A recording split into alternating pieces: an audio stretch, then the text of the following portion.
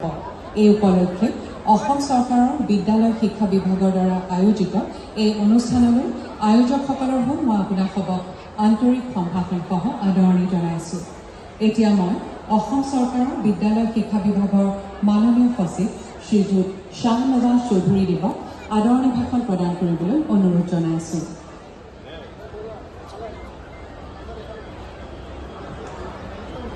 আজি দিনটো আমাৰ বাবে আন এক লক্ষ্য প্ৰাপ্তিৰ বাবেও এটা স্মৰণীয় দিন। বিগত নিৰ্বাচনৰ সময়ত মই সিদ্ধান্ত গ্ৰহণ কৰিছিলোঁ আৰু ৰাইজৰ আগত কৈছিলোঁ যে আমাৰ চৰকাৰ যেতিয়া শাসনলৈ আহিব আমি 1 লাখ যুৱক যুৱতীক নিযুক্তি প্ৰদান কৰিম।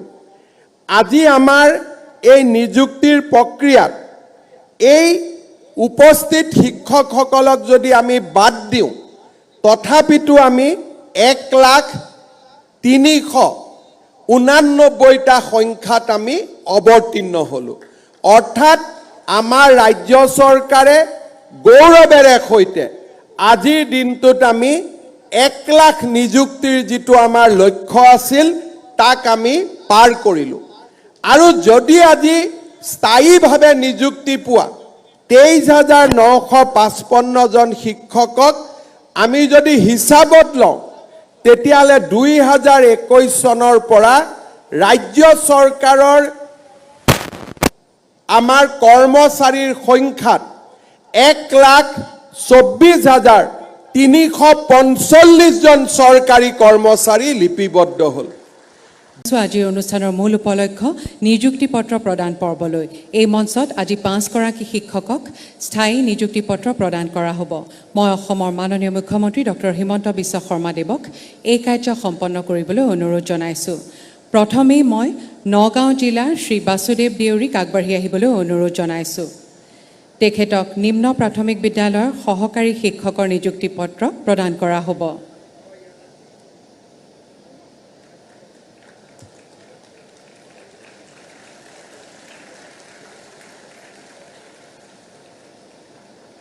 ধন্যবাদ।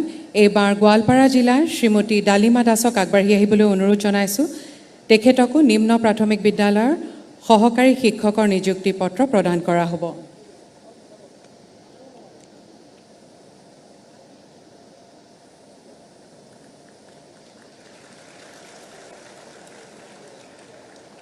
ধন্যবাদ। এইবাৰ নিযুক্তি পত্ৰ গ্ৰহণ কৰিব ধেমাজি জিলাৰ শ্ৰী বিতুপন দাসে। তেখেতক নিম্ন প্ৰাথমিক বিদ্যালয়ৰ সহকাৰী শিক্ষকৰ নিযুক্তি পত্ৰ প্ৰদান কৰা হ'ব।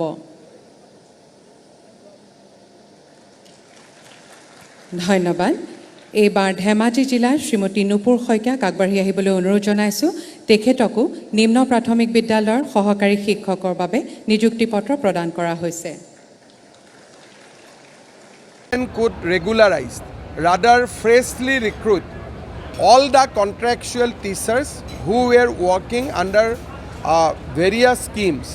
Today is a red letter day for the Assam education system that in one meeting we have regularized, rather freshly recruited 24,000 teachers